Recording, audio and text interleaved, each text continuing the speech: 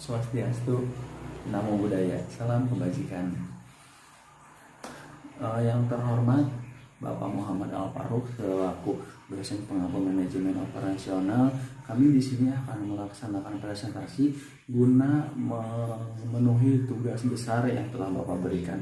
Kami dari kelompok 5 dengan beranggotakan saya sendiri, Diki Iskandar dari manajemen kelas malam.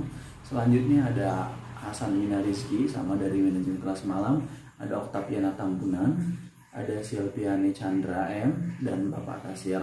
Kami di sini dari kelompok 5 ingin mempresentasikan tentang manajemen pemeliharaan. Sebelum mengenal apa itu manajemen pemeliharaan, alangkah baiknya kita mengenal satu persatu pengertian dari kedua kata tersebut, yaitu manajemen dan pemeliharaan. Manajemen sendiri berasal dari bahasa Perancis kuno yang mana itu adalah kata manajemen yang berarti seni melaksanakan dan mengatur. Sedangkan pemeliharaan diambil dari bahasa Yunani terein, artinya merawat, menjaga, dan memelihara. Maka dapat disimpulkan secara garis besar bahwa pengertian manajemen pemeliharaan adalah yaitu pengorganisasian operasi pemeliharaan untuk memberikan performansi mengenai peralatan produksi dan fasilitas industri, yang dimana di dalamnya mengatur, mengelola, dan merencanakan tentang perbaikan atau maintenance untuk peralatan pabrik guna meningkatkan produktivitas dan efektivitas pekerjaan dan memelihara peralatan pabrik tersebut. Selanjutnya dalam manajemen pemeliharaan ada tujuan pemeliharaan. Tujuan di sini adalah untuk apa diadakannya manajemen pemeliharaan. Oke, yang pertama, memungkinkan tercapainya jumlah produk melalui operasi fasilitas secara tepat, yaitu agar jumlah produk yang didapatkan seperti yang tadi saya bilang, bahwa dengan adanya pemeliharaan efektivitas dan produktivitas akan meningkat. Inilah gunanya pemeliharaan, ini adalah tujuan dari pemeliharaan. Yang kedua, memaksimalkan umur ekonomis peralatan fasilitas produksi, yaitu dengan diadakannya pemeliharaan maka otomatis barang ataupun alat-alat yang kita gunakan akan terpelihara serta dapat memberikan keuntungan jangka panjang, atau lebih tepatnya karena kita melakukan peralatan, kita melakukan perawatan, kita melakukan pengecekan setiap saat. Jadi ketika ada kondisi mesin ataupun alat-alat yang rusak sekiranya masih bisa diperbaiki, kita dapat memperbaiki dan memaintenance hal tersebut. Selanjutnya yang ketiga, yaitu memaksimalkan kapasitas produksi dan peralatan. Nah, ini juga masih berkaitan dengan yang kedua tadi, yaitu memaksimalkan kapasitas produksi untuk meningkatkan, lebih tepatnya untuk meningkatkan produksi dan produktivitas dalam melakukan operasional pabrik tersebut. Selanjutnya yang keempat, meminimalisir atau meminimalkan frekuensi kerusakan kegagalan seperti poin 2 tadi, bahwa dengan adanya pemeliharaan alat akan berumur panjang dan akan meminimalisir tentang kegagalan atau kerusakan karena bisa lebih dini diatasi sebelum terjadi kerusakan yang lebih mendalam.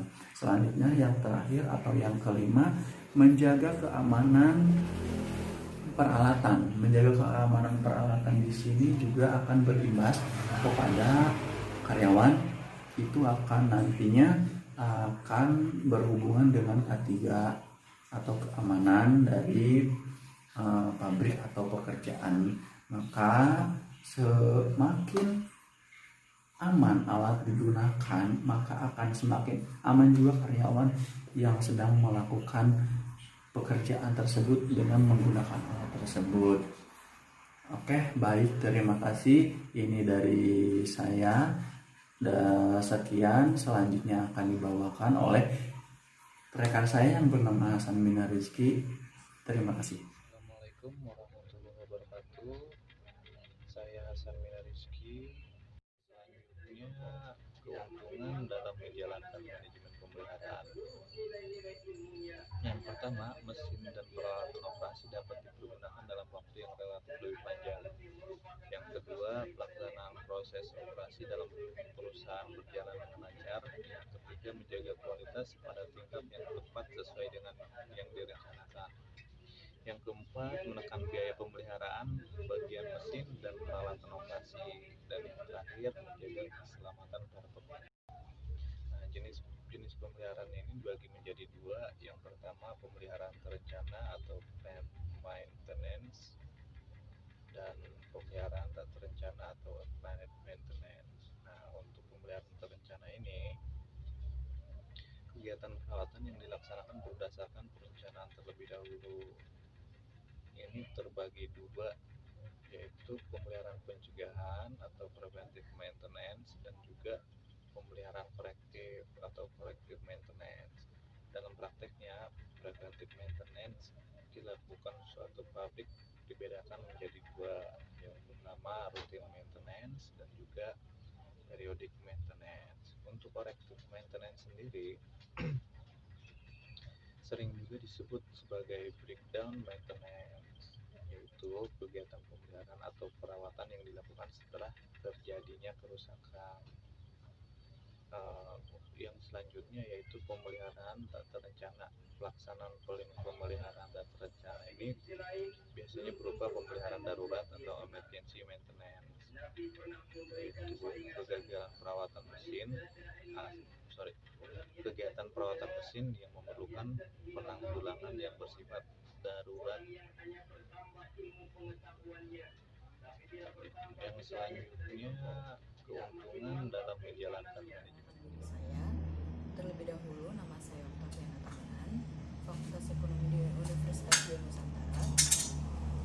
Prosedur pemeliharaan menurut Order Anthony 1992 memaparkan prosedur yang harus dilalui dalam melakukan kegiatan pemeliharaan.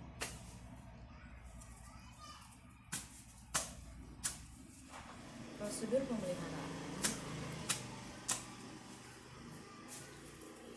umumnya sistem pemeliharaan merupakan metode tak terencana, di mana peralatan yang digunakan dibiarkan atau tanpa disengaja rusak hingga akhirnya peralatan tersebut akan digunakan kembali, maka diperlukan perbaikan atau pemeliharaan.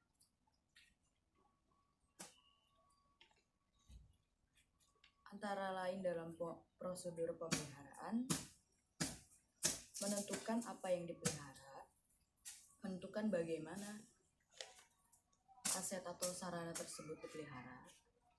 Setelah mempersiapkan jadwal pemeliharaan, selanjutnya adalah menyusun spesifikasi pekerjaan yang dihimpun dari jadwal pemeliharaan. Metode perencanaan mingguan, membuat dan mengisi belangko laporan pemeriksaan yang dilakukan bersama spesifikasi pekerjaan pemeliharaan. Dan metode pemeliharaan yang harus digunakan dan menganalisa apakah perlu dilakukan penggantian mesin. Metode yang dipilih didasarkan pertimbangan-pertimbangan yang tepat, apakah penggantian mesin memberikan keuntungan atau tidak. Metode pemilihan dan pengertian mesin adalah sebagai berikut. Annual cost saving approach adalah menekankan adanya penghematan yang diperoleh dari mesin-mesin yang dipilih. Total life average approach, semua biaya per tahun dibandingkan termasuk semua biaya untuk memiliki mesin tersebut dan taksiran semua biaya operasi dari mesin itu selama hidupnya. present worth method. Pada metode ini, semua biaya investasi maupun biaya operasi masing-masing mesin diperkirakan dengan nilai sekarang. MAPI formula. Metode ini memperbandingkan modal ditanam kapital dengan ketidaksempurnaan operasi. Oke, baik. Sekian presentasi tentang prosedur pemeliharaan dan metode pemeliharaan. Terima kasih. Presentasi ini akan dilanjutkan kembali oleh Selviana Chandra Marisa. Assalamualaikum warahmatullahi wabarakatuh. Perkenalkan, nama saya Selviana Chandra Marisa. Saya dari Universitas Dian Nusantara Kampus Bekasi, Fakultas Ekonomi dan Bisnis, Manajemen Malam Kampus Bekasi. Oke, langsung saja kita ke materi presentasinya. Di sini saya akan membacakan pada slide ke-8 mengenai maintenance strategi. Oke. Maintenance strategi. Strategi pemeliharaan atau maintenance strategi sendiri itu dapat didefinisikan sebagai keputusan yang menetapkan urutan tindakan yang harus dilakukan berkaitan dengan keadaan operasi sistem manufaktur yang menjadi objeknya. Maksudnya itu di situ adalah kita itu mengurutkan strategi, keputusan, tindakan apa yang harus dilakukan dalam melakukan operasi sistem manufaktur agar terciptanya sistem keseimbangan operasional yang optimal. Jadi maintenance strategi ini saat pabrik mengalami kegagalan mesin, maka saat itulah memerlukan pemeliharaan agar dapat beroperasi kembali.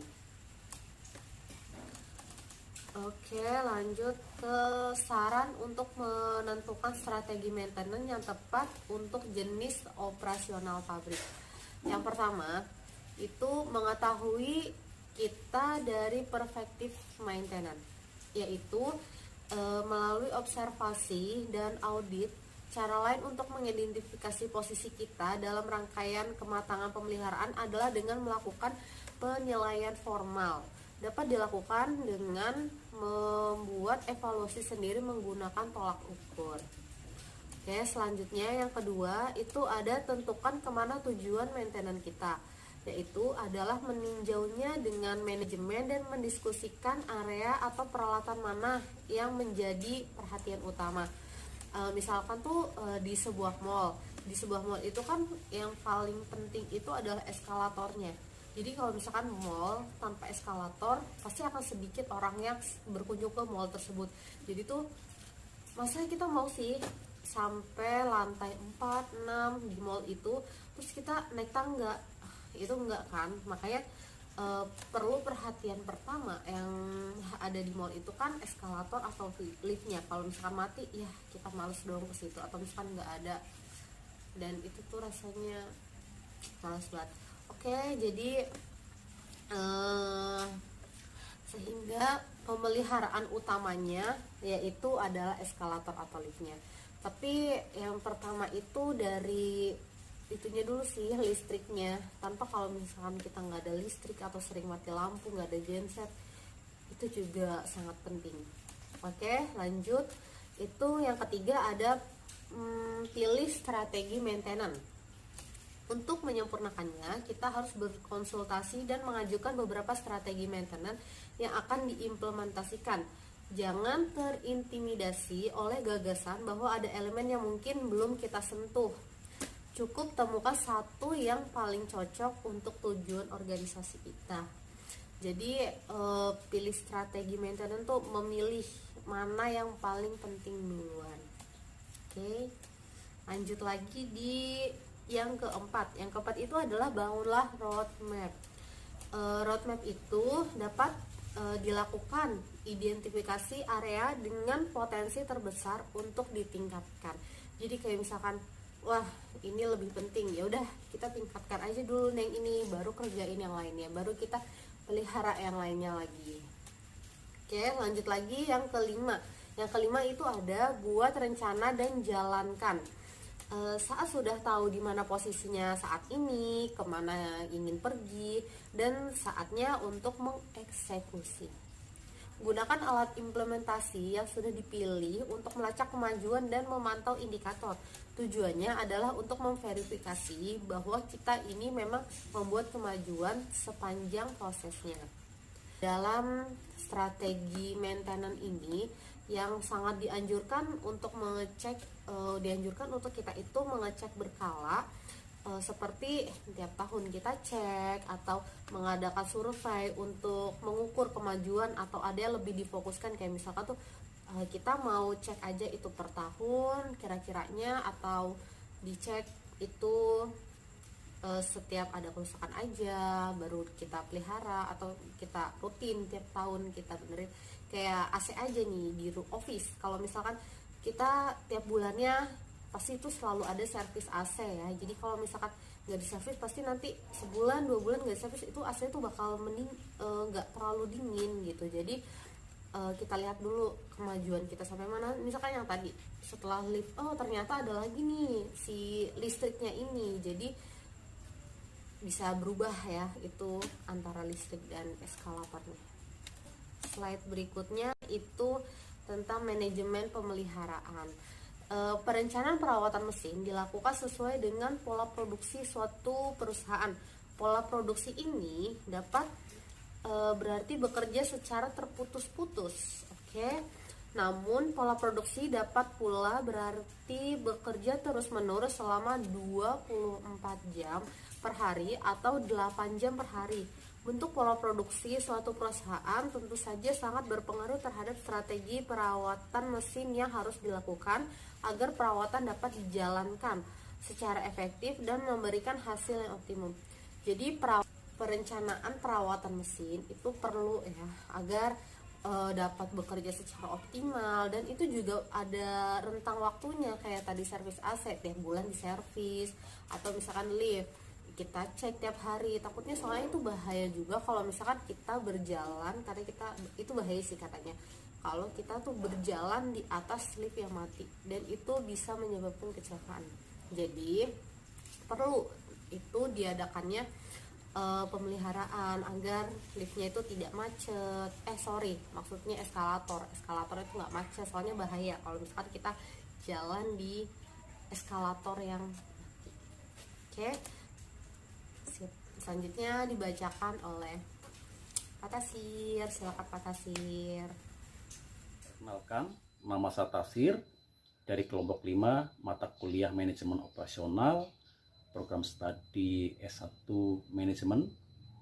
Saya akan menjelaskan tentang 5 strategi pemeliharaan. Menurut Suyadi dalam bukunya yang terbit tahun 2007 bahwa strategi perawatan dibagi menjadi 5. Yang pertama adalah strategi perawatan berencana, yaitu merupakan sebuah strategi perawatan yang dilakukan secara rutin dan kontinu dari proses awal sampai dengan proses berakhirnya sebuah masa produksi. Yang kedua adalah strategi perawatan pencegahan, yaitu sebuah perawatan yang berfungsi untuk mencegah supaya selama proses produksi tidak terjadi kendala.